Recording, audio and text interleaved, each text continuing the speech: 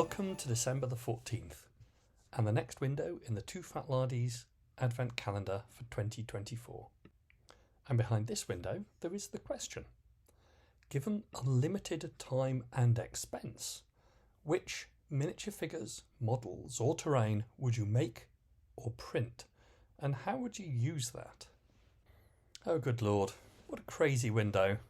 I wonder who writes these. Anyway, I always thought that the idea before the Advent windows was a snapshot, just a brief moment. But for those kind of questions, I'm going to be talking for hours. No, only kidding, I'm not going to do that. But I did think about discussing another new project, but to be frank and honest, I'm still working on the project I committed to in the Advent windows last year. So I did think about the question in the context of given unlimited time and expense. There's a lot of interest at the present time in the past, and in particular the 1980s and the cultural aspects of the 1980s, whether it's an interest in Stranger Things or Blade Runner 2049 or trying to record movies in 2024 on VHS cameras. That 80s aesthetic, that 80s cultural reference, the neon themes of Miami Vice or whatever TV programme you might remember from the 80s or people might have told you about, that is very much in vogue now.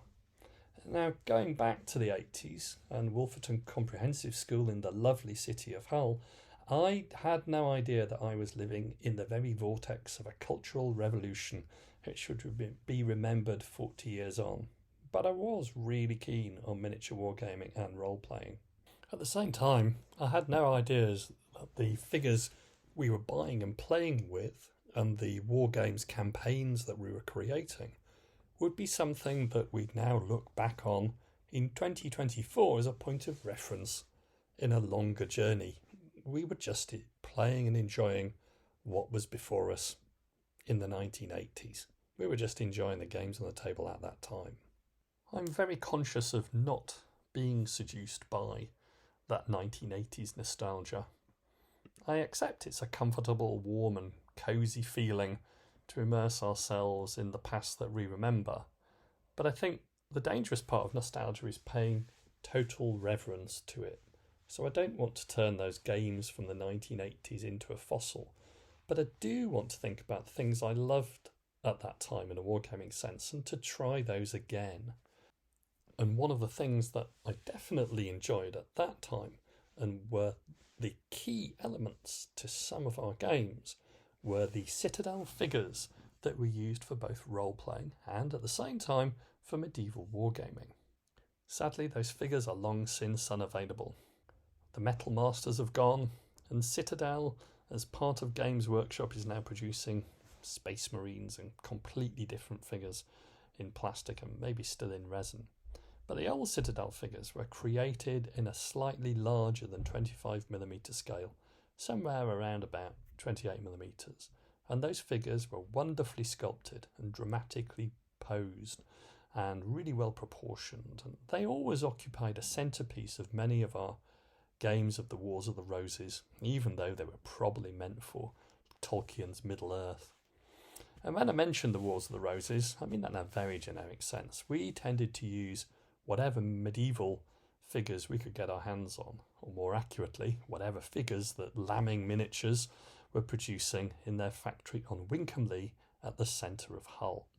So we used to augment our fairly bland but very, very functional units of Lambing medieval figures with the knights, the paladins, monks, occasionally wizards and other fighters which we obtained from the Citadel Miniatures catalogue. And over the years, those commanders, knights, princes, bishops and kings have sadly been lost, sold, misplaced, or in a couple of situations, covered by about 5 coats of gloss varnish. I recently resurrected a Citadel Miniatures dragon from what seemed like 3 coats of gloss red paint and 3 coats of gloss varnish, and it did make me think, if only I'd bought more at the time and kept them pristine in their blister packs. And then a few days ago, I came across an advert for an AI-supported 3D handheld scanner. The advert on Instagram was promising great things.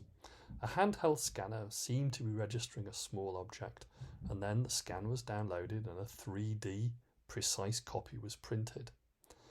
And I thought to myself, well, it would be amazing to be able to scan some of the older figures and reprint them again, and not just merely the old Citadel figures, but the conversions that we did of those in the 1980s.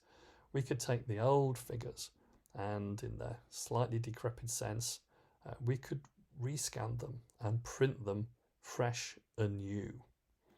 That would give us access to the older figures we had, and we could swap potentially the 3D files with our friends and once again create the armies that we probably didn't have the money for to create in the 1980s. Now, hold on.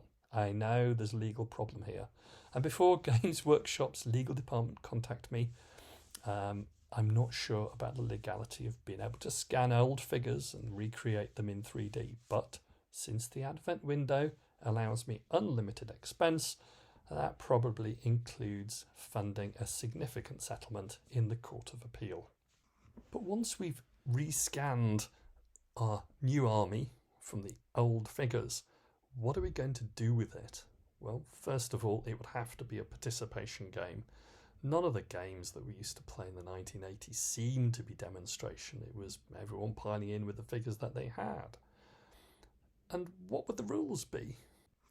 As far as I remember, in the early 80s, we started, myself and my friends, from the base of the Lambing medieval miniatures rules, which were pretty rudimentary, and we bolted on a strange collection of GW rules once Warhammer was first published, with bits and pieces of various fantasy rules that we thought made sense, mainly culled from Lord of the Rings, but also from Michael Moorcock's world of Elric and of Melniboné.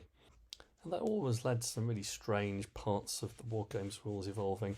I have vivid memories of a demon showing up at the Battle of Blorheath in 1459, and I think that was solely as a result of one of my friends reading Stormbringer. Anyway, I don't want to recreate the strangest aspects of the 1980s and the games we played, but I do want to use our newly printed Citadel miniatures, clerics or fighters or princes, to once again fight across the Wargames table in medieval battles in which their stories are centre stage. In whichever Wars of the Roses battle we played, the leaders of those units, which are represented by those Citadel figures, always seem to be at the heart of the narrative action, and the campaigns really followed those figures, as opposed to any prudent historical path dictated by logistics or transport or even the sort of different sizes of the respective combatant armies. And the spirit of that narrative inventiveness, that's what I'd hope to create using my recreated Citadel miniatures figures. So maybe not so much a Wargames period. I'd be slightly less than honest if I said our recreation of Towton looked anything like the real thing. No. Not a Wargames period, but a narrative way of playing with the figures at the heart of the game. To me, that's using nostalgia and our memories in the best possible way. Thinking back to what we enjoyed in the past to recreate something truly amazing in the future.